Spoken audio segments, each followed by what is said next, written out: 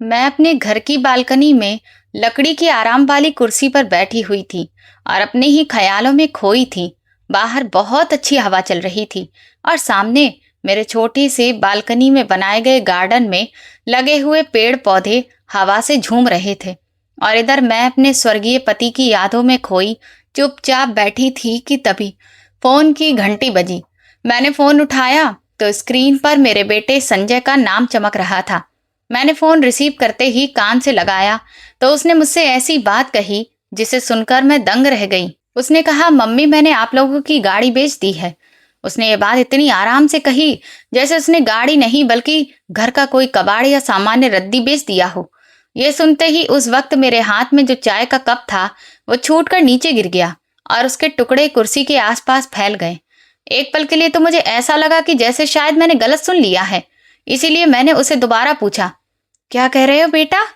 कौन सी गाड़ी बेच दी है तुमने तो? उसने बड़े ही लापरवाह अंदाज में हंसकर बोला, अरे माँ, वही पुरानी पापा वाली खटारा गाड़ी, उसी को ही मैंने बेच दिया है। वो वैसे भी एक नंबर की कबाड़ गाड़ी थी। और आप परेशान मत होइए, आप स्कूल जाती हैं तो आपको वहां जाने के लिए टैक्सी या रिक्शा की जरूरत नहीं पड़ेगी। आगे क्या कैसे होगा वो सब मैं खुद ही देख लूंगा। ये सब कहते हुए संजय की आवाज में कोई भी दुख नहीं था और ना ही कोई अफसोस, बस एक रौब दिख रहा था जो कि जब से मेरे पति चले गए थे तब से उसकी आवाज में झलकने लगा था, जैसे कि अब वो इस घर का मालिक बन गया हो। इस पल से मुझे समझ आने लगा कि अब ये बात सिर्फ एक गाड़ी तक ही सीमित नहीं रह गई है, बल्कि शायद ये अब एक नई शुरुआत है। मुझे तो यकीन ही नहीं हो रहा था कि ये सब कुछ मेरा अपना बेटा कर रहा है। लेकिन उस वक्त तक मुझे इस बात का जरा भी अंदाजा नहीं था कि उसने जो गाड़ी बेची है उस गाड़ी के ग्लव बॉक्स में क्या रखा हुआ है जो एक दिन सबकी जिंदगी को हिलाकर रख देगा। मेरे पति अविनाश बहुत ही साधारण किस्म के इंसान थे। वो बहुत कम बोलते थे, लेकिन वो हमेशा से अपनी बात के पक्के थे। वो कभी भी बेफिजूल की बातें नहीं करते थे, लेकिन जो भी कहते थे उसको वो करके दिखाते थे। हालांकि उनकी मौत एकदम अचानक से नहीं हुई थी, पर हाँ, हम सब में से किसी को भी ये अंदाजा भी नहीं था कि वो इतनी जल्दी हमें छोड़कर हमेशा के लिए चले जाएंगे। और इसीलिए उनकी मौत के दुख को झेलने के लिए हम में से कोई भी तैयार नहीं था। उन्हें जो बीमारी हो गई थी उसने धीरे धीरे उन्हें अंदर ही अंदर बहुत कमजोर कर दिया था। मैं टीचर की नौकरी करती थी तो किसी न किसी तरह हमारा घर भी चलता रहता था और उनका इलाज भी चलता रहता था। मेरे बेटे को भी हिम्मत मिलती रहे, लेकिन फिर एक दिन मेरे पति का देहांत हो गया और फिर जो लोग पहले आते थे उन्होंने भी एक एक करके आना बंद कर दिया। लोगों की हमदर्दी भी अक्सर कुछ दिनों तक ही टिक पाती है, पर इस दौरान मेरे बेटे संजय के व्यवहार और उसकी आवाज में जो बदलाव आया था वो मुझे अंदर तक चुभने लगा था। मैं अपने काम के लिए सुबह जल्दी निकलती और लौटते लौटते मुझे शाम हो जाती थी। वो गाड़ी मेरे लिए सिर्फ एक सुविधा नहीं थी, बल्कि मेरा सहारा थी, और साथ साथ वो मेरे पति की एक याद भी थी। जब भी मैं उस गाड़ी को स्टार्ट करके अपने काम की तरफ निकलती थी तो मेरे पति हमेशा मुझसे कहते थे, सुषमा, गाड़ी आराम से चलाना और गाड़ी चलाते हुए फोन का इस्तेमाल बिल्कुल भी मत करना और किसी भी तरह की कोई जल्दबाजी मत करना। अब वही गाड़ी मेरे बेटे ने मुझे बिना बताए बेच दी थी। उसकी बात ने मुझे गहरा झटका लगा था, लेकिन फिर भी मैंने जैसे तैसे खुद को संभाला और उससे पूछा कि तुमने आखिर वो गाड़ी बेची कैसे? तो वो मेरी बात बीच में काटते हुए बोला, मम्मी आप इतना इमोशनल क्यों हो रही हैं? अरे वो गाड़ी पुरानी कबाड़ जैसी हो गई थी। ऐसी गाड़ियों की सर्विस के लिए कितनी टेंशन होती है। और वैसे भी अब वो गाड़ी आपके नाम पर चलाएगा कौन? आपको इस सब की फिक्र करने की कोई जरूरत नहीं है। मैं अब हूं ना, मैंने आपके नाम पर एक अकाउंट भी खोल दिया है। अब आपकी सैलरी, पापा की पेंशन, जो कुछ भी आएगा सब कुछ मैं ही मैनेज करूंगा। आप बस अब कोई भी टेंशन मत लीजिए। वो मेरे लिए ऐसे कह रहा था जैसे मैं कोई छोटी बच्ची हूं। मुझे पहली बार ये लगा कि मेरा बेटा मुझे एक माँ के तौर पर नहीं देख रहा, बल्कि वो मुझे सिर्फ एक जिम्मेदारी समझने लगा है। मैंने उसे धीरे से पूछा, संजय, तुमने वो गाड़ी किसको बेची है? उसने कहा, मैंने एक डीलर को दे दी है। अब वो आगे का पेपर वर्क करवा देगा। आप ये सब नहीं समझ पाएंगी। आप बस अपना घर संभालिए, पूजा पाठ करिए, माला फेरिए और बाकी अपना काम देखिए। इतना कहकर उसने फोन काट दिया। बिल्कुल इस तरह जैसे किसी अदालत में कोई जज अपना फैसला सुनाकर उठकर चला जाता है। उस रात मैं इतनी बेचैन थी कि सो नहीं पाई। घर के सन्नाटे में मुझे घड़ी की टिक टिक की आवाज भी चुभन जैसी महसूस हो रही थी। मैं काफी देर तक अपनी अलमारी के सामने खड़ी रही, जहां पर मेरे पति अपने जरूरी डॉक्यूमेंट्स रखते थे। संजय अक्सर मुझसे कहता था, मम्मी ये सब पुरानी फाइलें रखकर आप क्या करेंगी, ये सब फालतू में जगह घेरती हैं। और मेरे पति हमेशा शांत अंदाज में कहते थे, कागजात कभी भी पुराने नहीं होते हैं सुषमा, बल्कि ये हमारी सुरक्षा और सबूत के लिए जरूरी होते हैं। मैंने तुरंत चाबी ढूंढी, अलमारी खोली और ऊपर वाली दराज में देखा कि वहां पर फाइलों का ढेर रखा हुआ था। वहां पर कुछ मेरे पति की मेडिकल रिपोर्ट्स रखी हुई थीं और कुछ में बिजली पानी के बिल की रसीदें थीं और उसके साथ ही कुछ इंश्योरेंस के कागज भी थे। मैं गाड़ी से संबंधित फाइल निकालकर सोचने लगी कि उसके अंदर आरसी की कॉपी होनी चाहिए थी, इंश्योरेंस पेपर और बाकी कुछ कागज भी होने चाहिए थे, पर वहां पर कुछ भी नहीं था। ये सब देखकर मेरा दिल बैठ गया।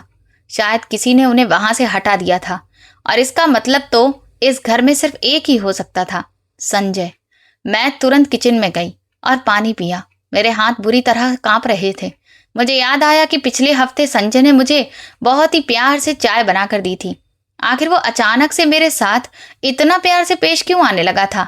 उस वक्त मैं कुछ भी नहीं समझ पाई थी। उस दिन उसने मुझसे कहा था, मम्मी आप बिल्कुल भी चिंता मत करिए। अरे पापा के चले जाने के बाद आपको किसी भी चीज की टेंशन लेने की कोई जरूरत नहीं है, मैं अब सब कुछ देख लूंगा। और फिर उसने मेरे पति के स्टडी रूम की चाबी मुझसे मांगी थी। वो कहने लगा कि मुझे कुछ कागजों को ठीक से एडजस्ट करके रखना है। मैं उसकी माँ थी और बस यही सोचकर मैंने उसे भरोसे के साथ वो चाबी दे दी थी। लेकिन उस दिन मैंने ये नहीं सोचा था कि मेरा बेटा सिर्फ कागजों को एडजस्ट करने के नाम पर मेरी नाक के नीचे से कुछ जरूरी कागज गायब कर रहा है। सुबह मैं अपने काम पर नहीं गई। मैं सीधा सोसाइटी के गार्ड के पास गई। मैंने गार्ड से पूछा कि कल रात क्या यहाँ पर कोई डीलर आया था? गार्ड ने कहा कि मैडम कल दोपहर में यहाँ पर एक आदमी आया था गाड़ी देखने के लिए, और हाँ उस आदमी के साथ आपका बेटा भी था। मैंने यहाँ पर एंट्री कर दी है। ये सुनते ही मेरा गला सूख गया। यानी कि ये सब कुछ मेरी आंखों के सामने ही होता रहा और मुझे कानों कान खबर तक नहीं हुई। मैंने संजय को कॉल की पर उसने कॉल रिसीव नहीं की। मैंने फिर उसे मैसेज किया और उसमें लिखा कि तुरंत मुझे बैक कॉल करो। उसने मुझे तुरंत मैसेज पर लिखकर भेजा कि अभी मैं मीटिंग में हूँ। मैंने सोचा कि मीटिंग यानी मेरी जिंदगी की चीजों को बेच देना, उसके लिए मीटिंग के जैसा था। मैंने फिर वही किया जो आज तक मैं सालों से नहीं कर पाई थी।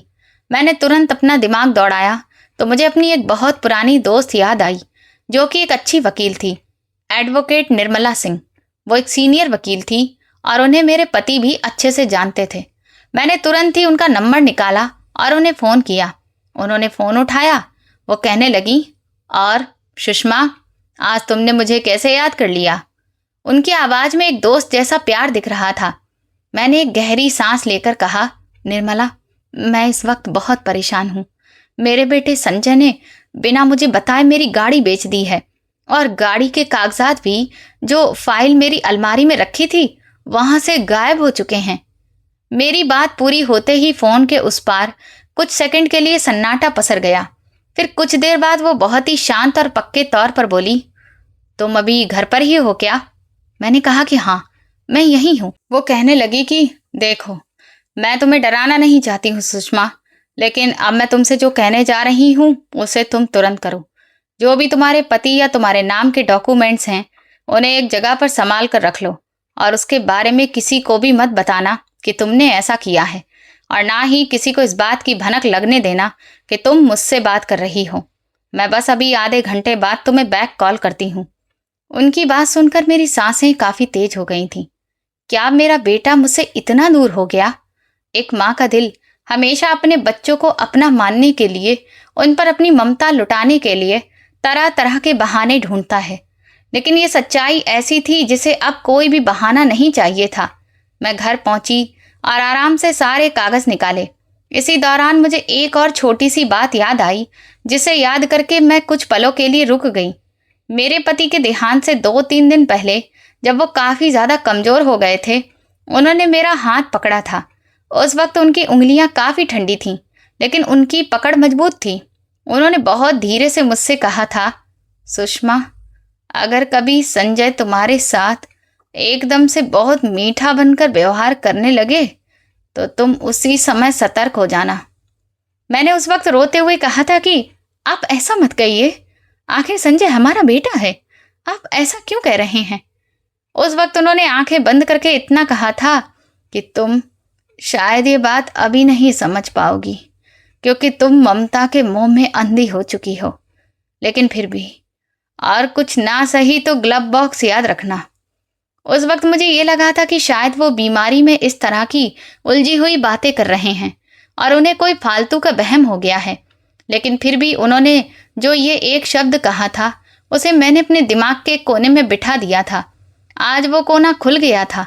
गाड़ी का वो बॉक्स, वो छोटा सा डिब्बा जिसमें हम अपने टूल्स, रसीदें, पार्किंग की टिकट, ये सब कुछ रखते थे। उस वक्त मुझे लगने लगा कि आखिर उन्होंने अपने अंतिम समय में उस बॉक्स की बात क्यों की थी, और संजय ने गाड़ी इतनी जल्दी क्यों बेच दी। मैं ये सब सोच ही रही थी कि शायद तब तक आधा घंटा हो चुका था और निर्मला जी का फ़ोन आने लगा। मैंने कॉल रिसीव की तो वो बोली, सुषमा, मैंने आरटीओ वाले एक जान पहचान वाले से बात करके देखी है, लेकिन पहले तुम मुझे एक बात बताओ, गाड़ी किसके नाम पर रजिस्टर्ड थी। मैंने कहा, मेरे नाम पर। इन्होंने ही मेरे नाम पर करवाई थी। वो कहते थे कि गाड़ी तुम्हारे नाम पर रहेगी तो ज़्यादा अच्छा है, क्योंकि वो गाड़ी भी तुम्हारा ही सहारा है। ये सुनकर निर्मला की आवाज़ में एक अजीब सा जोश दिखने लगा। तो इसका मतलब है कि बिना तुम्हारे किसी सिग्नेचर या फिर बिना तुम्हारी मौजूदगी के कानूनी तरीके से गाड़ी किसी और के नाम पर ट्रांसफ़र नहीं हो सकती। अगर ऐसा हुआ है तो या तो ये गैर कानूनी तरीका होगा या फिर इसमें तुम्हारा बेटा किसी गलत तरीके से शामिल है।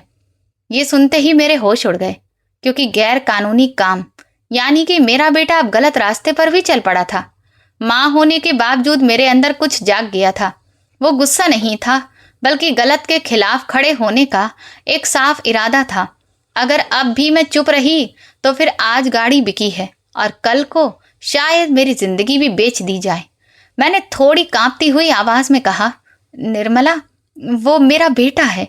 ये सुनते ही वो मजबूत आवाज में बोली, और तुम उसकी माँ हो सुषमा।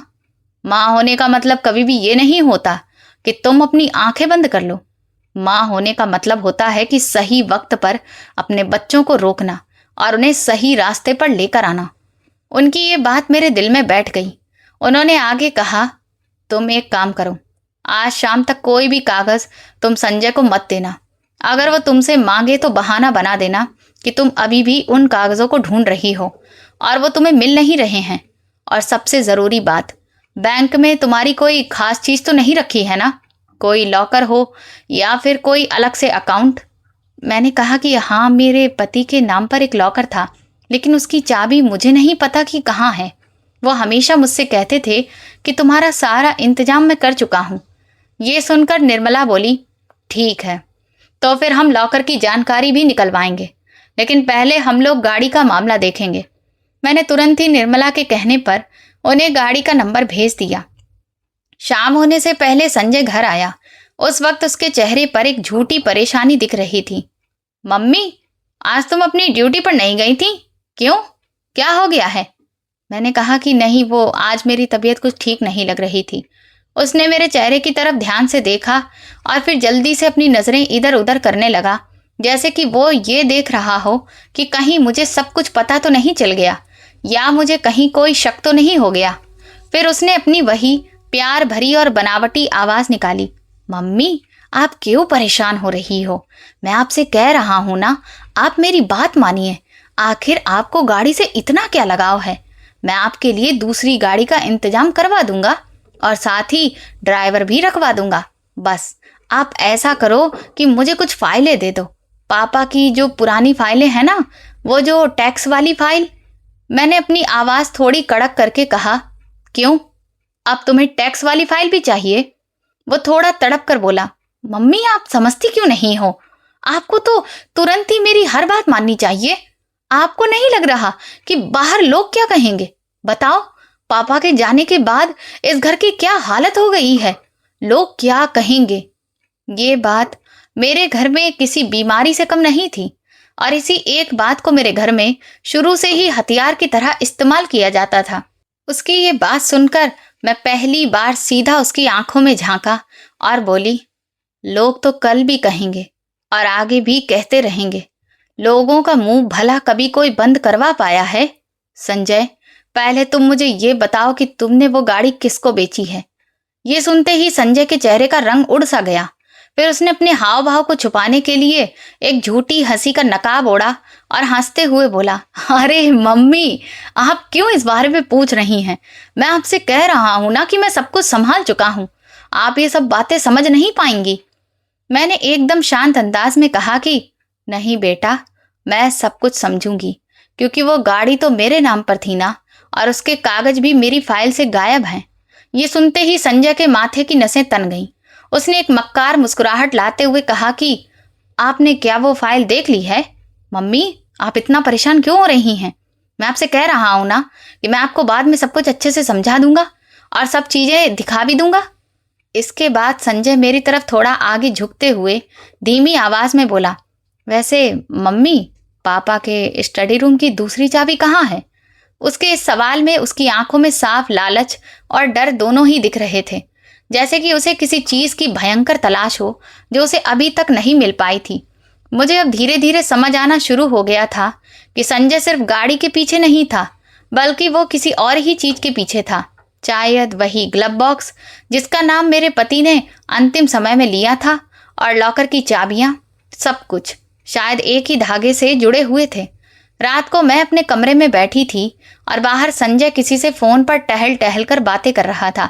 उसकी आवाज काफी धीमी थी, लेकिन कुछ शब्द ऐसे थे जो मेरे कानों तक भी पहुंच गए थे।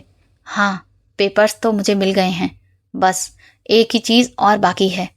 इसके बाद जैसे ही उसने ग्लब बोला तो उसने अपनी आवाज और भी ज्यादा धीमी कर दी। ये सुनते ही मेरे पूरे शरीर में बिजली सी दौड़ गई। इसका मतलब उसने ग्लब बॉक्स ही बोला है। क्या वो भी इसी चीज को ढूंढ रहा है? क्या उन्होंने सच में उस बॉक्स में कुछ छुपाया है? और क्या मेरा बेटा उसे पाने के लिए मुझे धीरे धीरे अंदर से खोखला करने की कोशिश कर रहा था? मैंने तुरंत ही निर्मला को मैसेज किया कि मैंने अभी अपने बेटे के मुंह से धीमी आवाज में ग्लब सुना है। अब मुझे बहुत डर लगने लगा है। उधर से उनका मैसेज आया, डरो मत सुषमा, बल्कि तुम चौकन्नी रहो। कल सुबह मुझे आरटीओ से पूरी जानकारी मिल जाएगी और अगर जरूरत पड़ी तो फिर हम गाड़ी को होल्ड करवा देंगे। ये पढ़कर मैं कुछ देर शांत बैठ गई। उस वक्त मेरे कमरे में अंधेरा था, लेकिन मेरे अंदर पहली बार एक उम्मीद की किरण जगी थी। वो किरण सच्चाई की थी। मैं इस वक्त रो नहीं रही थी, लेकिन अब मेरी आंखों में आत्मविश्वास की चमक थी। जब इंसान मजबूत इरादों के साथ फैसला कर लेता है कि बस अब और नहीं। सुबह सुबह ही निर्मला का फोन आ गया। उसकी आवाज काफी तेज और साफ थी। सुषमा, गाड़ी का ट्रांसफर तो कल ही दिखा दिया गया है और खरीदार का नाम कोई व्यापारी नहीं है, बल्कि वो कोई साधारण इंसान है और उस इंसान का एड्रेस आपकी ही सोसाइटी के पास ही है। ये सुनते ही मेरा सिर चकरा गया। निर्मला बोली, इसका मतलब गाड़ी दूर नहीं गई है, और असली बात तो ये है कि ट्रांसफर के लिए जो सिग्नेचर किए गए हैं वो तुम्हारे ही नकली सिग्नेचर हैं। ये सुनते ही मेरे हाथ से फोन छूट गया। मेरे अंदर एक माँ और एक इंसान, दोनों के बीच जो लड़ाई चल रही थी वो खत्म हो गई। अब ये सब सुनकर सिर्फ इंसान ही बचा था जिसे न्याय चाहिए था। निर्मला बोली, मैं अभी एक लीगल नोटिस तैयार करती हूँ, लेकिन इससे पहले हम लोग गाड़ी को फिजिकली ढूंढेंगे। अगर वो तुम्हारी सोसाइटी के आसपास है तो फिर आज ही उसका ग्लब बॉक्स देखना होगा। मैंने हैरानी से निर्मला से कहा कि आखिर उस बॉक्स में क्या हो सकता है? वो कहने लगी, मुझे इस बात का अंदाजा नहीं है, लेकिन तुम्हारे पति ने अपने आखिरी वक्त में तुमसे कहा था, तो इसका मतलब है कि उसमें सिर्फ रसीद तो नहीं होगी, बल्कि उसमें जरूर कुछ ऐसा होगा जो तुम्हारे बेटे के असली इरादों को दिखा देगा। उसी समय बाहर से संजय की आवाज आई, मम्मी नीचे आओ, यहाँ एक आदमी मिलने के लिए आया है। वो कह रहा है कि गाड़ी के बारे में उसे कुछ बातें करनी है। मैंने तुरंत ही कमरे का दरवाजा खोला तो मेरा दिल बहुत तेज धड़कने लगा। नीचे लॉबी में एक आदमी खड़ा था, साधारण कपड़ों में, लेकिन उसकी आंखें काफी तेज थीं। वो मुझसे बोला, आप ही सुषमा जी हैं? मैडम, आपकी गाड़ी अभी बेसमेंट में खड़ी हुई है, लेकिन ग्लव बॉक्स का लॉक टूटा हुआ है। ये सुनते ही मेरी सांस रुक गई। मैं तुरंत ही बेसमेंट की तरफ भागी तो मुझे वहां पर मेरी गाड़ी दिख गई और मैंने देखा कि विंडशील्ड के अंदर कुछ चमक रहा था, जैसे कि किसी ने जल्दबाजी में वहां कोई चीज छुपा दी हो। मैं दरवाजा खोलने ही वाली थी कि तभी पीछे से संजय की आवाज मेरे कानों में पड़ी, मम्मी वो बॉक्स मत खोलना। उसकी आवाज मेरे कानों में जहर बनकर उतर गई। मैंने पलट कर देखा तो उसकी आंखों में डर साफ दिख रहा था, और वो डर किसी बेटे का नहीं था बल्कि किसी चोर का था जिसे पकड़े जाने का डर हो। बेसमेंट की पीली रोशनी में विंडशील्ड के अंदर कुछ चमक रहा था, एक छोटी सी धातु की कोई चीज, जैसे कि वो कोई चाबी हो या फिर कोई पेन ड्राइव हो। उस बॉक्स का ताला सच में टूटा हुआ था। मैंने अपने अंदर की माँ को एक तरफ रखकर उस औरत को आगे किया जो बरसों से आज तक सब कुछ संभालती आई थी। मैंने धीरे से संजय से कहा, तुम मुझे क्यों रोक रहे हो? तो उसने अपनी नजर चुराते हुए इधर उधर देखा, फिर बोला कि मम्मी वो बस कुछ पुराने कागज हैं, आप बेकार में परेशान हो जाएंगी। मैंने उसमें से सब कुछ साफ कर दिया है, आप ऊपर चलिए। मैंने उसकी ये बात पकड़ ली और साफ कह दिया, इसका मतलब है कि उस ग्लव बॉक्स में कुछ था और तुमने उसे निकाल लिया? ये सुनते ही संजय की सांस अटक सी गई। वो अपना थूक निगलते हुए बोला, आपको ये सब कुछ समझ नहीं आएगा मम्मी। और फिर उसने मेरी कलाई पकड़ ली और वो मेरी कलाई पकड़कर मुझे खींचने लगा जैसे कि मैं कोई छोटी बच्ची हूं। वो कलाई जिसने कभी उसकी बीमारी में उसकी खूब देखभाल की थी, जिसने उसे चलना सिखाया था, जिसने उसकी ना जाने कितनी मुश्किलों में इसी हाथ का सहारा देकर उसका साथ दिया था, आज उसी कलाई को पकड़कर वो मुझे खींच रहा था। उसने जिस तरह मेरा हाथ पकड़कर खींचने की कोशिश की, उस पर मुझे गुस्सा नहीं आ रहा था बल्कि मुझे शर्म आ रही थी। मैंने उससे कुछ भी नहीं कहा और बस धीरे से उसके हाथ से अपनी कलाई छुड़ाते हुए गुस्से में कहा, हाथ मत लगाना मुझे, समझ आ गया तुम्हें? मैंने ये बात एकदम धीरे से कही थी, लेकिन मेरी ये हल्की सी आवाज भी उसके कानों में थप्पड़ की तरह लगी। उसी समय नीचे लॉबी में खड़ा वो अजनबी आदमी हिचकिचाते हुए बोला, मैडम, मैं सोसाइटी के इलेक्ट्रीशियन को जानता हूँ। कल रात ये गाड़ी वहीं पर थी और फिर सुबह सुबह किसी ने इसे यहाँ पार्क कर दिया और थोड़ी ही देर के बाद दो लड़के आए जो इस ग्लव बॉक्स के पास ही झुके हुए थे और फिर जल्दी जल्दी यहाँ से चले गए। ये बात सुनते ही मैं समझ गई कि संजय इस समय अकेला नहीं है बल्कि उसके साथ और भी लोग इसमें शामिल हैं। या तो उसने ही किसी को भेजा था या फिर वो उन लोगों के साथ मिलकर ही ये सब कुछ कर रहा था। मैंने तुरंत फोन निकालकर निर्मला का नंबर मिलाया। पहली ही घंटी पर उन्होंने मेरा फोन उठा लिया। मैंने तेज सांस लेते हुए कहा, निर्मला, मुझे गाड़ी मेरी सोसाइटी के बेसमेंट में मिल गई है और ग्लव बॉक्स का ताला भी टूटा हुआ है और संजय मुझे उसे खोलने से रोक रहा है। ये सुनते ही उनकी आवाज एकदम आदेश देने वाली हो गई, सुषमा, तुम गाड़ी के अंदर कुछ भी छुए बिना वैसे ही उसका पूरा वीडियो बनाओ, उसके नंबर प्लेट का वीडियो बनाओ, अंदर की जो भी हालत है उसका भी वीडियो बनाओ और साथ ही ग्लव बॉक्स का टूटा हुआ ताला भी साफ दिखाई देना चाहिए।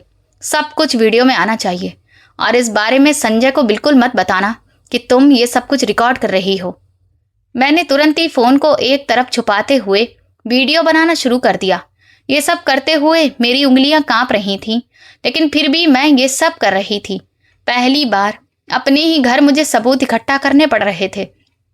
संजय ने जैसे ही मेरा फोन देखा तो उसने तुरंत अपनी आवाज ऊंची कर दी, मम्मी, ये आप क्या कर रही हो?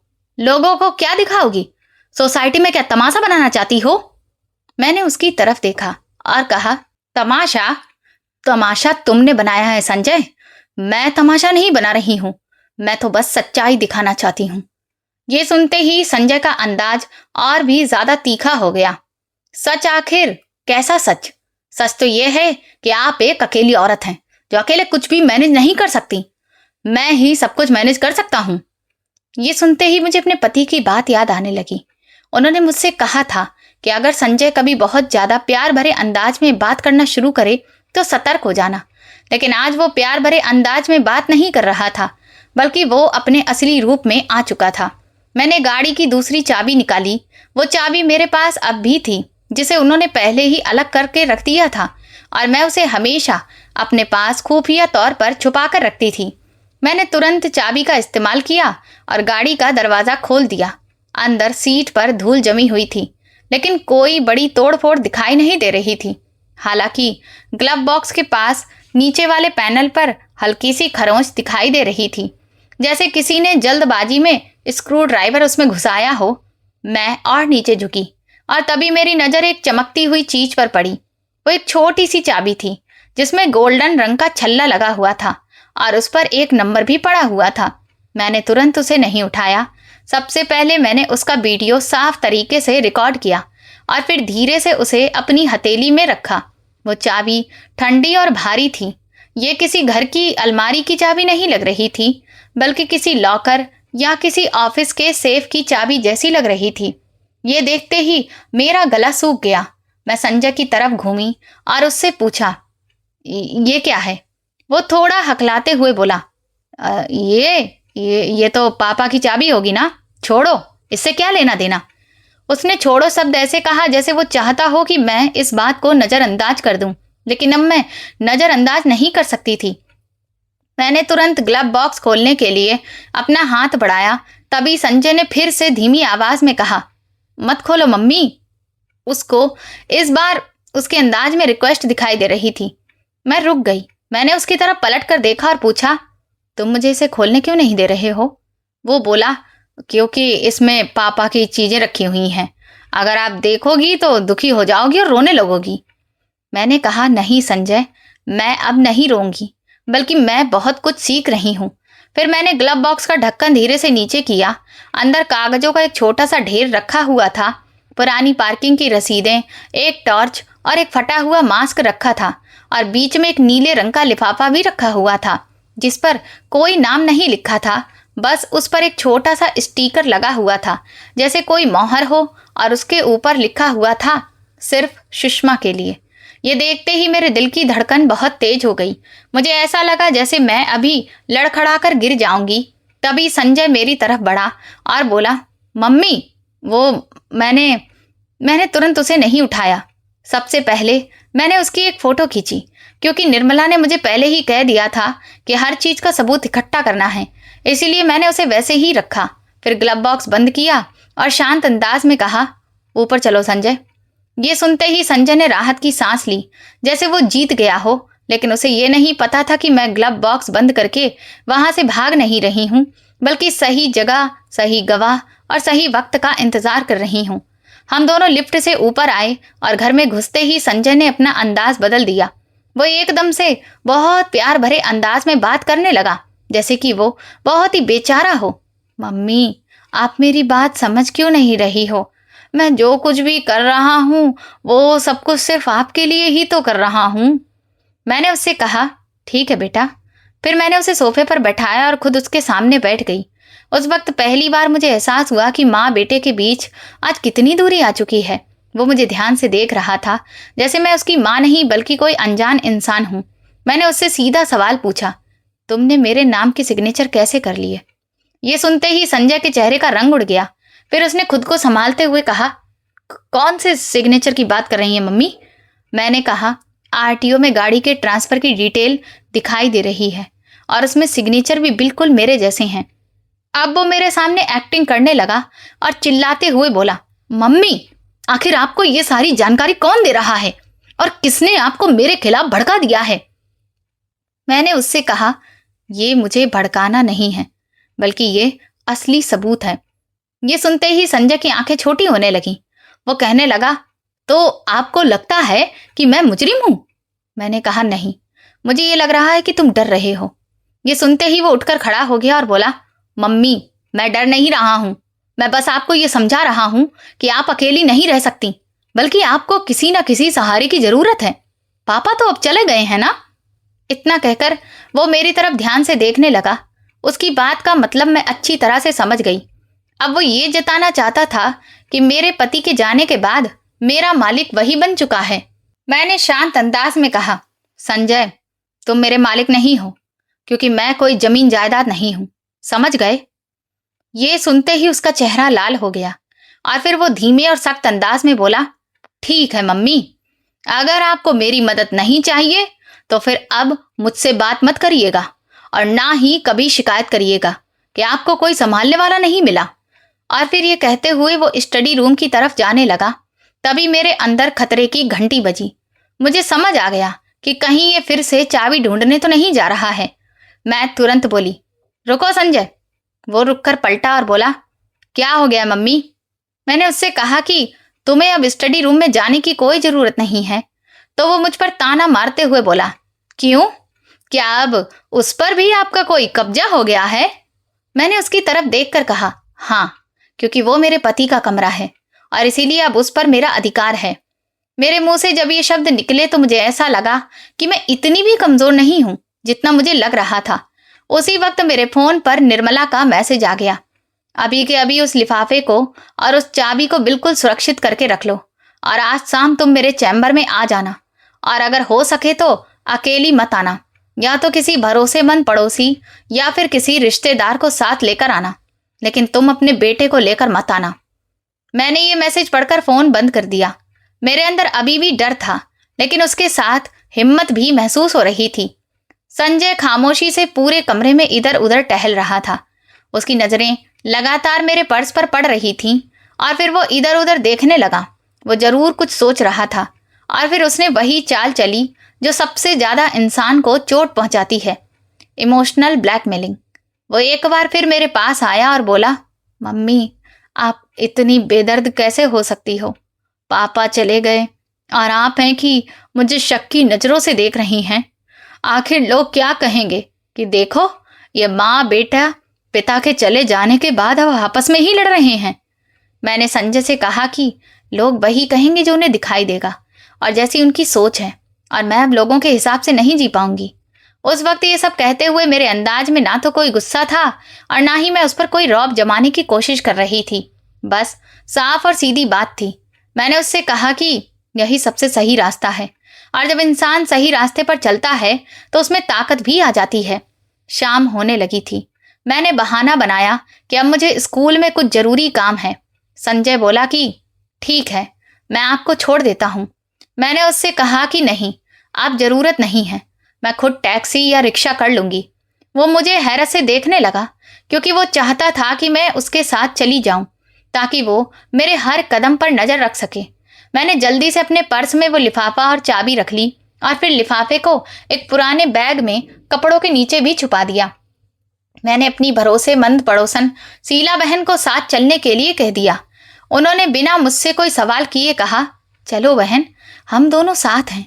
और फिर मैं सीधा निर्मला के चैम्बर में पहुंची। वो एक सीनियर वकील थी। उनके चैम्बर में कई सारी किताबें रखी थीं और एक साधारण सी कुर्सी थी।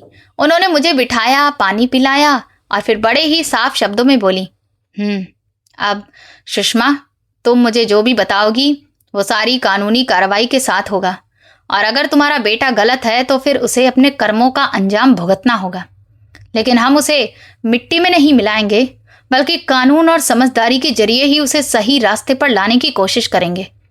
निर्मला के शब्द सुनकर मेरे दिल को कुछ सुकून मिला क्योंकि ये कोई बदला नहीं था बल्कि ये ईमानदारी और सच्चाई का रास्ता था। मैंने चाबी निर्मला के सामने रखी। उन्होंने उसे देखा, उसका नंबर नोट किया और फिर मैंने लिफाफा निकाला। मेरी उंगलियां अभी बुरी तरह से कांपने लगी थी। निर्मला बोली, तुम खुद इसे खोलो। मैंने धीरे से उसे खोला और अंदर एक छोटी सी पेन ड्राइव निकाली और साथ में एक बंद कागज भी था। कागज पर मेरे पति की लिखावट दिख रही थी। ये देखते ही मेरी आंखें भर आईं, पर मैं रोई नहीं बल्कि मैं पढ़ने लगी। सुषमा, अगर तुम ये पढ़ रही हो तो मैंने अपने अंतिम समय में जो डर देखा था वो आज सच हो चुका है। संजय को मैं प्यार करता हूँ, लेकिन मैं उसके लालच को भी पहचान गया था। इस पेन ड्राइव में कुछ ऐसे कागजात हैं जो प्रॉपर्टी के कागज नहीं हैं बल्कि सबूत हैं। वो ऐसे सबूत हैं जो तुम्हें ये दिखाएंगे कि संजय ने कब कब और किसके साथ मिलकर क्या क्या किया था। ये पढ़ते ही मेरे हाथ ठंडे पड़ने लगे। निर्मला ने मेरी तरफ देखा और बोली कि ये किस बारे में है। मैंने निर्मला से कहा कि शायद ये पहले से ही जानते थे कि संजय जरूर कुछ गलत करेगा। निर्मला ने पेन ड्राइव को अपने लैपटॉप में नहीं लगाया। वो बोली कि पहले सब चीज़ों का बैकअप होगा क्योंकि हर चीज़ का डबल रिकॉर्ड होना बहुत ज़रूरी है। निर्मला की ये बात सुनकर मुझे समझ आ गया कि मैं बिल्कुल सही इंसान के पास आई हूँ। उन्होंने तुरंत अपने जूनियर को बुलाया और एक बंद लिफाफा तैयार करवाया और उस पेन ड्राइव को सबूत की तरह पैक करवाया। और फिर उन्होंने चाबी देखकर कहा कि ये चाबी बैंक लॉकर की लग रही है और आपने कहा भी था कि आपके पति के नाम पर एक लॉकर था, तो फिर कल सुबह हम लोग बैंक जाएंगे। ये सुनते ही मुझे थोड़ी सी हिम्मत महसूस हुई, लेकिन साथ ही मेरे दिल में एक डर भी था कि अगर लॉकर में वही चीज है जो संजय चाहता है तो फिर वो हमें वहां जाने नहीं देगा। निर्मला जी ने जैसे मेरे मन की बात सुन ली हो, वो खुद ही बोली कि आप आज रात अकेली मत रहिएगा और अगर आपका बेटा कोई हंगामा खड़ा करने की कोशिश करे तो आप शांति से उसे बस इतना कहना कि मैं अपने कागज खुद संभाल लूंगी, बस इससे ज्यादा आप उससे कोई बहस मत करना। मैंने उनकी इस बात पर चुपचाप सिर हिला दिया। मैं जब चैम्बर से निकली तभी संजय का मेरे पास फोन आने लगा। मैंने फोन उठाया तो उसकी आवाज में गुस्सा साफ महसूस हो रहा था। आप कहाँ हैं? मैंने उससे कहा कि मैं अपने काम से बाहर आई हूं। तो वो कहने लगा कि किसके साथ गई हैं? मैंने उससे कहा कि मैं शीला आंटी के साथ आई हूं। वो तुरंत बोला, आप मुझसे झूठ मत बोलिए, मुझे पता है आप स्कूल के काम से नहीं गई थी, बल्कि आप कहीं और ही गई हुई थी। मुझे ऐसा लगा जैसे वो हम पर गहरी नजर रख रहा है। फिर वो धीमे अंदाज में बोला कि मम्मी, अगर आप मेरे खिलाफ कोई भी कदम उठाएंगी ना तो फिर याद रखिएगा, घर में जो कुछ भी है मैं वो सब कुछ रोक दूंगा। मैंने पहली बार जवाब में उसे धमकी नहीं दी। मैंने उससे बस इतना कहा कि संजय, अब तुम मुझे रोक नहीं सकते, बल्कि तुम सिर्फ कोशिश कर सकते हो। इतना कहकर मैंने फोन काट दिया, लेकिन मेरे हाथ बुरी तरह से कांप रहे थे, पर मेरी आवाज नहीं कांपी। घर लौटते ही मुझे पता चल गया कि सब कुछ अब बदल चुका है। दरवाजे पर संजय खड़ा था, जैसे कि वो मेरा ही इंतजार कर रहा हो। मुझे पता है आप वकील के पास गई थी, है ना? ये सुनते ही मेरे पेट में डर की एक लंबी मरोड़ उठी कि आखिर इसको कैसे पता चल गया। क्या उसने हमारे पीछे किसी को लगा दिया है? क्या इसने मेरा पीछा करवाया है? तुरंत ही शीला बहन बोली कि हाँ, गई थी। क्या एक माँ को सही सलाह लेने का भी अधिकार नहीं बचा है? ये सुनते ही संजय ने शीला को भी घूर कर देखा और फिर मेरी तरफ आकर बोला कि मम्मी, आप मेरे साथ ऐसा कर रही हो। मैंने उससे कहा कि देखो संजय, मैंने तुम्हारे साथ कुछ नहीं किया है। मैं जो कर रही हूँ अपने लिए कर रही हूँ। मैं सिर्फ अपने आप को बचा रही हूँ। मेरी इस बात पर वो बुरी तरह से तिलमिला गया और बोला कि आपको बचाने वाला मैं हूं ना। मैंने उससे कहा कि नहीं संजय, अब मेरे लिए मैं खुद हूं, समझ गए तुम? उस रात मैं अपने कमरे में अकेली बैठी थी और पहली बार मुझे ये लगा कि जैसे मेरी हर एक चीज पर अब सिर्फ मेरा अधिकार है। मुझे नींद नहीं आ रही थी, क्योंकि कहीं ना कहीं मुझे इस बात की टेंशन हो रही थी कि संजय अब चुप नहीं बैठेगा। वो जरूर कुछ ना कुछ करेगा और हो सकता है कि वो अब अपना असली रूप दिखाए। इसी वक्त मुझे रात के एक पहर में कुछ हल्की सी आवाज सुनाई दी। स्टडी रूम के दरवाजे के पास से हल्की सी सरसराहट की आवाज आ रही थी, जैसे कि लॉक में कोई चाबी घूम रही हो। बाहर हॉल में बिल्कुल अंधेरा पसरा हुआ था, लेकिन स्टडी रूम के अंदर से रोशनी आ रही थी। इसका मतलब साफ था कि कोई अंदर है। ये देखते ही मेरा दिल जोर से धड़कने लगा, लेकिन फिर मैंने चुपके से अपने फोन का कैमरा ऑन किया, रिकॉर्डिंग शुरू की और एक एक कदम आगे बढ़ाया। अंदर से संजय की आवाज आ रही थी। वो बहुत धीमी आवाज में किसी से बात कर रहा था। हाँ, मुझे लॉकर की चाबी नहीं मिल रही है, पेन ड्राइव भी नहीं मिल रही है। तभी दूसरी तरफ से किसी आदमी की आवाज आई, जिसकी आवाज मैं पहचान नहीं पाई। उसने कहा कि लेकिन जल्दी करो, सुबह तक हमें सब कुछ चाहिए, समझ गए? वरना। उसी वक्त स्टडी रूम के अंदर कुछ धड़ाम से गिरा, जैसे कि कोई अलमारी खुल गई हो। मैं एक ही बार में समझ गई कि इसका मतलब संजय अकेला नहीं है। वो रात में जरूर घर के अंदर किसी को लेकर आया है, और ये सिर्फ चोरी नहीं है, बल्कि ये मेरे पति की आखिरी चेतावनी का सच है। मैंने तुरंत हाथ आगे बढ़ाया ताकि मैं स्टडी रूम का दरवाजा खोल सकूं, लेकिन तभी मेरे कमरे के पास वाली खिड़की के पास कुछ खटखटाहट की आवाज हुई। ये देखकर मैं चौंक गई। मैंने पलट कर देखा तो वहां पर एक छोटा सा पत्थर गिरा था। किसी ने कहा कि सुषमा आंटी, दरवाजा मत खोलिए, वो लोग आपको देख लेंगे। ये देखते ही मैं चौंक गई। खिड़की के बाहर अंधेरे में मुझे एक परछाई दिख रही थी। मैं बहुत बुरी तरह से डर गई और सोचने लगी कि आखिर ये कौन है जो मुझे बचा रहा है। फिर उस परछाई ने मुझसे कहा कि दरवाजा मत खोलिएगा, क्योंकि वो आपके साथ कुछ भी कर सकते हैं। ये देखते ही मेरे रोंगटे खड़े हो गए।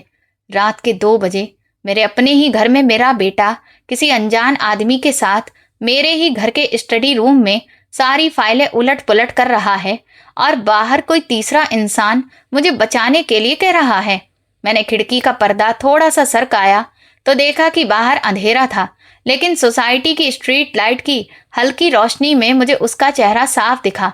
वो वही आदमी था जो सुबह मुझे बेसमेंट में मिला था, वही तेज नजर वाला साधारण कपड़ों वाला आदमी।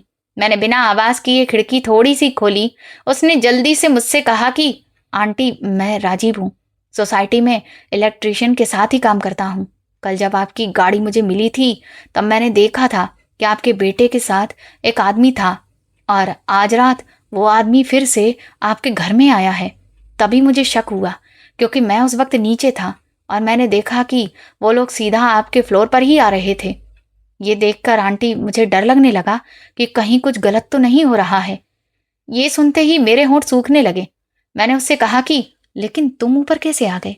वो कहने लगा कि मैं सीढ़ियों से आया हूँ, क्योंकि लिफ्ट में तो सीसीटीवी है, पर सीढ़ियों पर सीसीटीवी नहीं लगा है। आंटी, मैं कोई हीरो नहीं हूँ, बस मुझे आपका चेहरा याद है। आप रोज काम पर जाती हैं ना, आप अकेली भी हैं, और मुझे आपके बेटे के तेवर भी ठीक नहीं लगे थे। उसने ये बात ऐसे कही जैसे कि वो मेरे घर के हर एक हालात को पढ़ चुका हो। तभी अंदर स्टडी रूम से फिर से आवाज आई, कागज पलटने की, अलमारी के दरवाजों के हिलने की, और फिर संजय की धीमी धीमी बात करने की। जल्दी ये फोल्डर यहां से निकालो। मेरे हाथ अभी भी कांप रहे थे, लेकिन इस बार डर के साथ साथ एक फैसला भी मेरे अंदर जन्म ले चुका था। मैंने राजीव से कहा कि तुम अभी तुरंत नीचे जाओ और गार्ड को बताओ कि वो मेरे फ्लोर पर आ जाए, और पुलिस को भी कॉल कर दो, लेकिन बिना किसी शोर के। राजीव ने सिर हिलाया और बोला कि ठीक है आंटी। वो तुरंत ही परछाई की तरह सीढ़ियों से गायब हो गया। मैंने कमरे का दरवाजा अंदर से लॉक नहीं किया, बल्कि मैं चाहती थी कि संजय जब बाहर निकले तो वो ये देखे कि मैं कहीं भाग नहीं रही हूँ, बल्कि अब उसके सामने खड़ी हूँ। मैंने तुरंत फोन निकाला और निर्मला को कॉल किया। ये रात का वक्त था, लेकिन फिर भी उसने पहली बेल पर ही फोन उठा लिया, जैसे कि वो भी अभी सोई नहीं हो। मैंने तुरंत जल्दी से बताया कि निर्मला, मेरे स्टडी रूम में संजय इस वक्त किसी आदमी के साथ है। वो सारी फाइलें निकाल रहा है, और मेरी मदद के लिए राजीव नाम का एक आदमी भी आ गया है, जिसने उन लोगों को मेरे घर में घुसते हुए देख लिया था। मैंने उससे कह दिया है कि वो सिक्योरिटी गार्ड को बुला लाए। निर्मला की आवाज एकदम से ठंडी और तेज हो गई। वो बोली कि सुषमा, तुम लोगों के सामने मत जाना, बस रिकॉर्डिंग करती रहो। अगर गार्ड आ जाता है तो ठीक है, वरना मैं अभी पुलिस को बुलाती हूँ। तुम बस सुरक्षित रहना। मैंने निर्मला से कहा कि नहीं, तुम्हें पुलिस को कॉल करने की जरूरत नहीं है, क्योंकि मैंने उस आदमी से पुलिस को भी बुलाने के लिए कह दिया है। इसके बाद मैंने रिकॉर्डिंग करना शुरू कर दिया। मैं दरवाजे के पास खड़ी हो गई ताकि बाहर की हर एक चीज की आवाज और हर एक चीज की रिकॉर्डिंग होती रहे। अंदर से फिर एक बार धड़ाम की आवाज आई, जैसे कि कोई भारी भरकम चीज गिरी हो। इसी वक्त स्टडी रूम का दरवाजा खुला। मेरे सामने संजय खड़ा था, और उसके पीछे एक आदमी था जो करीब 40 से 45 साल का भारी भरकम आदमी था। उसकी आंखों में अजीब सी चालाकी दिख रही थी। उसने मेरी तरफ देखा और तुरंत नजर झुका ली, जैसे कि वो अच्छे से जानता हो कि उसे इस वक्त यहां नहीं होना चाहिए था। संजय ने मुझे ऐसी नजर से देखा जैसे कि मैं उसकी मां नहीं, बल्कि उसकी दुश्मन हूं। वो मुझे तंज भरे अंदाज में बोला कि अच्छा, तो आप अभी तक जाग रही थीं। फिर बनावटी हंसी के साथ बोला कि मैं तो बस पापा की कुछ फाइलों को ठीक से देख समझ कर रख रहा था। मैंने घड़ी की तरफ देखते हुए संजय से कहा कि रात के 2 बजे, और वो भी एक अनजान इंसान के साथ। जैसे ही मैंने ये बात कही, तभी वो अनजान आदमी वहां से खिसकने की कोशिश करने लगा। संजय ने उसे आंख से इशारा किया कि रुको। फिर संजय मेरे पास आया और उसकी आवाज काफी धीमी हो गई, पर उसमें धमकी साफ दिखाई दे रही थी। मम्मी, आप कुछ ज्यादा ही आगे बढ़ रही हैं। आपके लिए भलाई इसी में होगी, या आप पीछे हट जाइए। ये सुनते ही मेरे अंदर वो पुराना डर जो हर एक माँ के अंदर होता है कि जब बच्चा बिगड़ जाए तो एक माँ कितनी ज्यादा डरी हुई होती है, वही एक बार फिर से उठने लगा। लेकिन फिर मुझे मेरे पति का लिखा हुआ वो खत याद आया और निर्मला की वो बात याद आई कि माँ होने का मतलब ये नहीं कि तुम अपनी आंखें बंद कर लो। मैंने धीरे से कहा कि नहीं संजय, अब मैं पीछे नहीं हटूंगी। तभी वो आदमी मेरी तरफ देखकर बोला कि देखिए मैडम, आपको कुछ गलतफहमी हो गई है, मैं तो बस। तभी संजय ने उसकी बात काट दी, तुम चुप रहो। फिर वो मेरी तरफ देखकर बोला कि मम्मी, आप अकेले लड़ सकती हो क्या? आप यहाँ कुछ भी साबित नहीं कर पाओगी। वो एक कदम और आगे बढ़ा कि तभी लिफ्ट की घंटी बजी। मेरे दिल ने राहत की सांस ली। तभी बाहर से कदमों की तेज आवाज आने लगी। गार्ड की आवाज भी सुनाई दी, मैडम सब कुछ ठीक तो है ना? फिर राजीव की आवाज भी आई, हाँ हाँ, इसी फ्लैट में ही है। ये सब देखते ही संजय के चेहरे का रंग उड़ गया। जो अभी थोड़ी देर पहले मुझे धमकी दे रहा था, उसके चेहरे पर अब साफ घबराहट नजर आने लगी। वो अनजान आदमी भी पीछे हटा। मैं दरवाजे की तरफ गई और तुरंत लॉक खोल दिया। बाहर 2 गार्ड थे और राजीव भी था। गार्ड ने अंदर झांक कर फौरन पूछा, ये आदमी यहाँ पर कौन है? तभी वो आदमी हिचकिचाते हुए बोला कि मैं तो, लेकिन वो कुछ बोल ही नहीं पा रहा था। तभी संजय तुरंत बोला कि ये मेरा दोस्त है। तो गार्ड ने सख्ती से कहा, लेकिन रात के 2 बजे विजिटर एंट्री रजिस्टर में कोई भी नाम दर्ज नहीं किया गया है और मैडम के घर इस वक्त ऐसे कैसे आ सकते हैं? अभी गार्ड अपनी बात पूरी कर भी नहीं पाया था कि तभी नीचे से पुलिस के सायरन की आवाज गूंजने लगी। इस सब से मुझे भी घबराहट सी होने लगी, क्योंकि अब ये बात सिर्फ मेरे घर के अंदर की नहीं रह गई थी, अब तो ये बात कानून तक पहुंच गई थी। मैंने खुद को थोड़ा और मजबूत किया और गार्ड से कहा कि इन दोनों को यहीं पर रोको, क्योंकि पुलिस आ रही है। संजय ने मेरी तरफ देखा और उसकी आंखों में अब डर दिख रहा था। मम्मी, आपने सच में पुलिस बुला ली? उसकी आवाज में गुस्सा नहीं बल्कि घबराहट थी। मैंने संजय से कहा, हाँ, क्योंकि मैं सच में अपने घर की सुरक्षा कर रही हूँ। तभी पुलिस आ गई। उनके साथ 2 कांस्टेबल भी थे। उन्होंने पहले मेरी पूरी बात सुनी और फिर संजय की। संजय ने अपना वही नाटक शुरू कर दिया कि ये मेरी माँ है, ये बहुत इमोशनल हैं, इन्हें छोटी छोटी बातों पर गलतफहमी हो जाती है। लेकिन मैंने बिना किसी ड्रामे को पुलिस को बताया कि वो गाड़ी मेरे नाम पर थी और मेरे नकली दस्तखत किए गए। मेरे पति की फाइलों से कागज भी गायब कर दिए गए और रात में बिना किसी एंट्री के ये आदमी मेरे घर में मिला है और मेरा बेटा मुझे ग्लव बॉक्स खोलने नहीं दे रहा था। तभी इंस्पेक्टर ने संजय को देखा और फिर उस आदमी से पूछा, आपका आईडी कार्ड दिखाइए। वो घबराकर बोला, जी वो। फिर उसने अपनी जेब में हाथ डालना शुरू कर दिया। थोड़ी देर बाद उसने अपना एक कार्ड निकाला। इंस्पेक्टर ने जब देखा तो वो बोला, ये लोकल प्रॉपर्टी ब्रोकर है। ये सुनते ही मेरे माथे पर पसीना आने लगा। Property broker? मेरा बेटा आखिर किस बात की सौदेबाजी कर रहा था? इधर निर्मला ने मुझे व्हाट्सएप पर शिकायत का पूरा प्रारूप भेज दिया। वो मैंने पुलिस को दिखाया तो पुलिस कहने लगी, मैडम आप सुबह थाने आकर रिपोर्ट दर्ज कराइए, अभी हम इन्हें नीचे लेकर जा रहे हैं और आप अपना सीसीटीवी फुटेज और ये जो रिकॉर्डिंग है इससे भी संभाल कर रखिए। मैंने हाँ में सिर हिलाया। मुझे बहुत डर लग रहा था, लेकिन फिर भी मैं हिम्मत जुटाकर खड़ी थी। संजय को जब पुलिस नीचे लेकर जा रही थी तो उसने मेरी तरफ ध्यान से देखा। उसकी आंखों में अब गुस्सा नहीं था, बस एक टूटी हुई जिद दिख रही थी। आपने सब कुछ खत्म कर दिया मम्मी, उसने मुझसे कहा। लेकिन मैंने उसे कुछ भी नहीं कहा, क्योंकि मैं जानती थी कि ये अंत नहीं है, बल्कि ये शुरुआत है, बल्कि यही सही शुरुआत है। अगली सुबह मैं निर्मला के साथ बैंक गई। जिस ब्रांच में मेरे पति का लॉकर था, वहां इस सब की एक लंबी कार्रवाई थी। फॉर्म, सिग्नेचर, जांच पड़ताल, नॉमिनी का नाम, डेथ सर्टिफिकेट की कॉपी और बैंक की पहचान।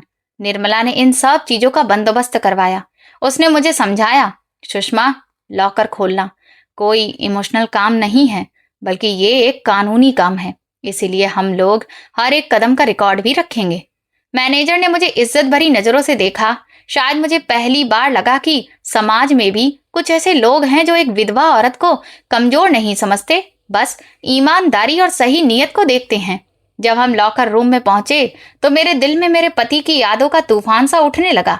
वहां सफेद रंग की दीवार से लगे हुए ढेर सारे लॉकर थे, जिन पर छोटे छोटे नंबर लिखे हुए थे। मैंने वो चाबी निकाली जो मुझे उस बॉक्स से मिली थी। मैंने उसका नंबर मिलाया तो जैसे ही हमें हमारा लॉकर मिला, मेरा गला भर आया। निर्मला ने कहा, अब आप लॉकर खोलिए। मैंने लॉकर खोला तो अंदर एक और फाइल निकली। जिसमें एक छोटा सा कपड़े का थैला था और एक लिफाफा भी रखा था, बिल्कुल उसी तरह जैसे उस बॉक्स में रखा हुआ था। लेकिन इस पर लिखा था, सुषमा, हो सके तो अपनी बची हुई जिंदगी और अपनी इज्जत को बचा लेना, और हाँ, संजय को भी सही रास्ते पर ले आना। ये देख मेरे हाथ कांपने लगे। उस कपड़े के थैले में एक साधारण सी पेन ड्राइव और कुछ स्टाम्प पेपर रखे हुए थे। निर्मला ने तुरंत मुझसे कहा, इन्हें हम सबूत के तौर पर संभाल कर रखेंगे। उस फाइल में कई सबूत थे। उसमें प्रॉपर्टी की लिस्ट, फॉर्म की फोटोकॉपीज, एक ब्रोकर का अनुबंध और सबसे ऊपर एक हाथ से लिखा हुआ नोट था जिसमें मेरे पति की लिखावट थी। सुषमा, संजय ने मेरे इलाज के दौरान कई बार मुझ पर प्रॉपर्टी बेचने का दबाव डाला। मैं जानता था कि वो प्रेशर में हैं। अपना लाइफ स्टाइल, स्टेटस और लोग क्या कहेंगे, यही सब उसे परेशान कर रहा है। मैंने उसे समझाया, लेकिन वो नहीं माना। अगर तुम ये सब कुछ पढ़ रही हो तो फिर वो मेरे नाम की चीजें भी बिना पूछे बेचना शुरू कर चुका होगा। मैंने इस लॉकर में वो सब कुछ रख दिया है जो तुम्हें सच्चाई दिखाएगा, लेकिन तुम ये याद रखना कि तुम्हें उसे मिटाना नहीं बल्कि उसे रोकना है। मैंने अपनी आंखें बंद कर ली। मेरे पति ने मुझे बदला लेना नहीं सिखाया था, बल्कि उन्होंने मुझे सही रास्ता दिखाया था। निर्मला ने धीरे से कहा, सुषमा, ये दस्तावेज दिखाते हैं कि आपका बेटा आपको कानूनी तौर पर नजरअंदाज करके प्रॉपर्टी बेचने की कोशिश कर रहा है और ब्रोकर के साथ मिलकर नकली कागज भी बना रहा है, और गाड़ी की जालसाजी भी इसी प्लान का एक हिस्सा है। हम उस पर जालसाजी और धोखाधड़ी की कोशिश का मुकदमा बना सकते हैं, लेकिन अब हम कौन सा रास्ता अपनाएं, ये आपका फैसला होगा। उस दिन मैं पहली बार ये समझी कि मेरे हाथ में पावर तो है, लेकिन पावर होने का मतलब ये कभी नहीं होता कि हम किसी को कुचल दें, बल्कि पावर का असली मतलब होता है गलत को रोकना और सही को आगे बढ़ाना। इसके बाद हम लोग पुलिस स्टेशन पहुंचे और वहां पहुंचकर हमने अपनी तहरीर दर्ज करवाई।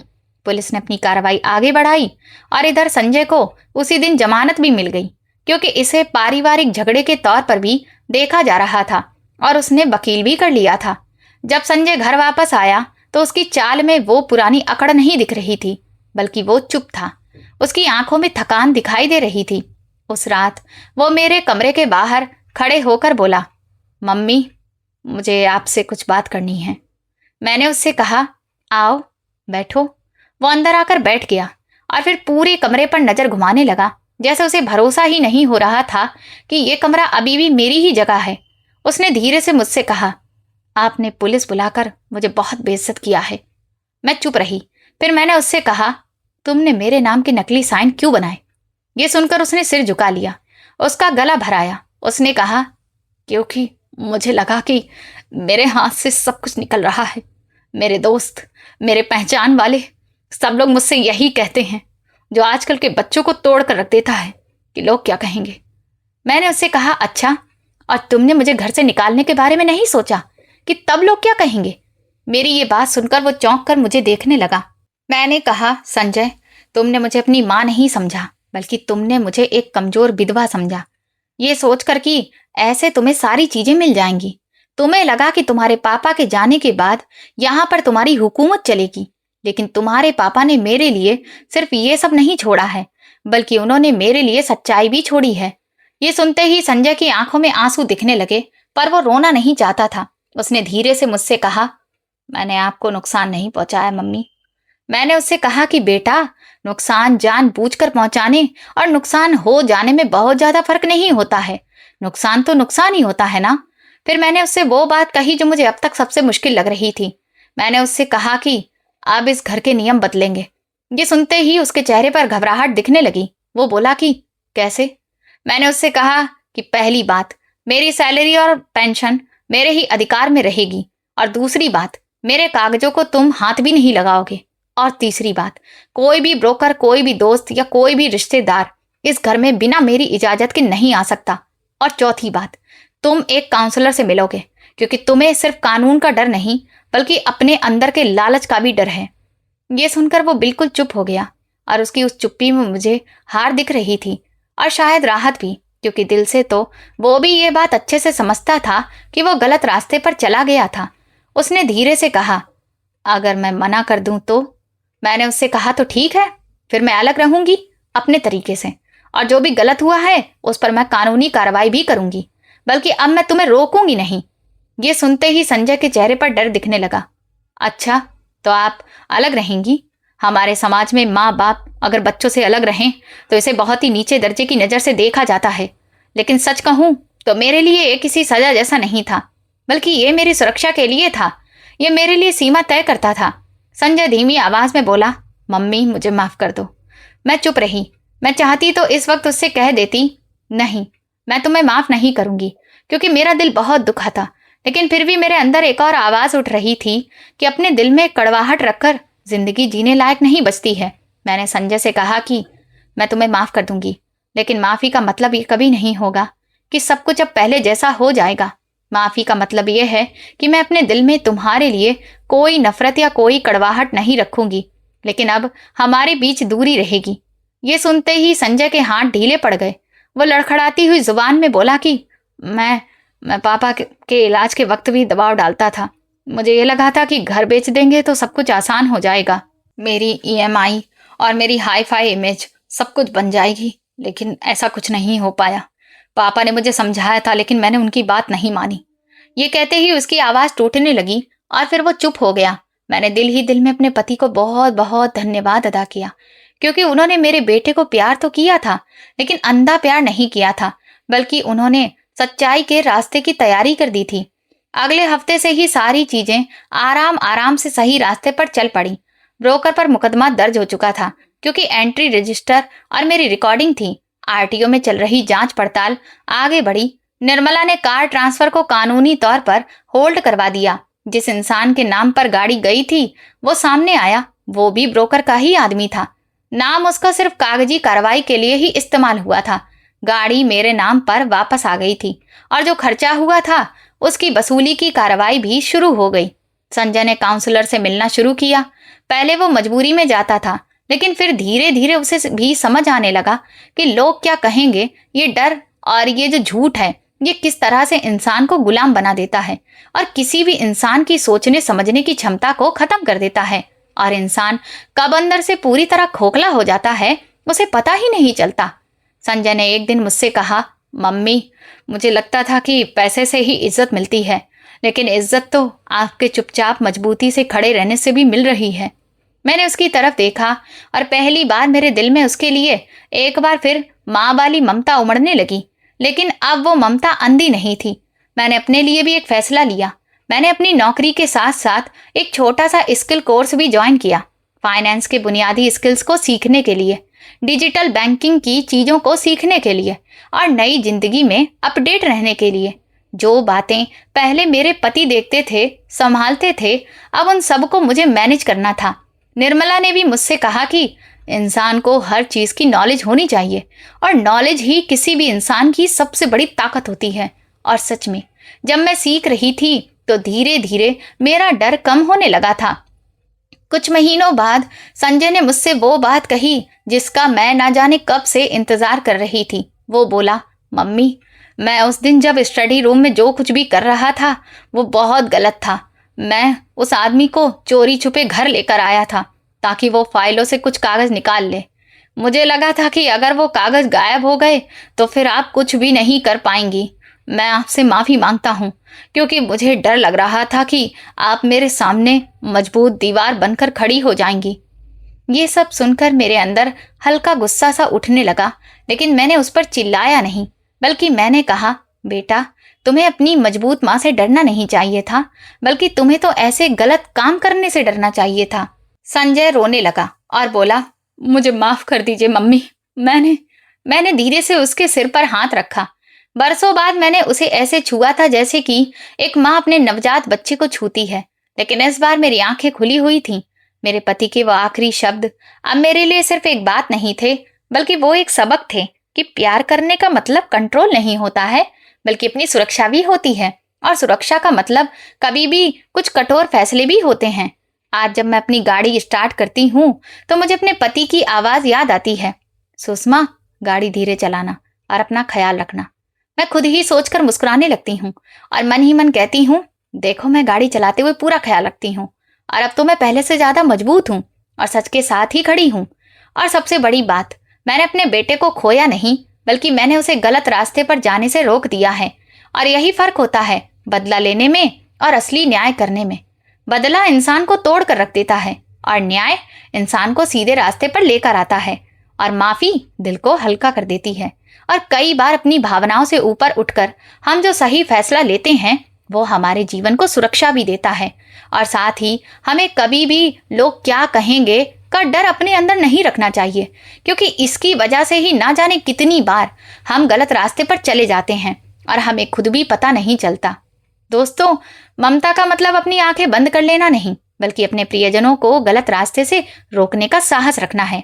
जीवन हमें सिखाता है कि आत्मसम्मान, सत्य और न्याय की रक्षा करने वाला व्यक्ति अंत में केवल खुद ही नहीं बल्कि अपने परिवार को भी सही राह पर ले आता है। तो दोस्तों, आप लोग किस शहर से हमारी कहानी सुन रहे हैं और आपको ये कहानी पसंद आई हो तो प्लीज कमेंट करके जरूर बताएं। इस वीडियो को लाइक करें, शेयर करें और हाइप दें। साथ ही चैनल को सब्सक्राइब करना ना भूलें। और अगर आपको मेरी मेहनत पसंद आई हो तो मुझे सुपर थैंक्स देकर अपना प्यार और सपोर्ट जरूर दिखाएं, ताकि मैं आपके लिए ऐसी ही शानदार कहानियां लाती रहूं। ये कहानी पूर्णतः काल्पनिक है। इसमें दर्शाए गए सभी पात्र, घटनाएं, स्थान और संवाद लेखक की कल्पना पर आधारित हैं। यदि इनका किसी जीवित या मृत व्यक्ति, संस्था या वास्तविक घटना से कोई साम्यता प्रतीत होती है तो वो मात्र संयोग माना जाए। इस कहानी का उद्देश्य केवल मनोरंजन, जागरूकता और सकारात्मक संदेश देना है। धन्यवाद।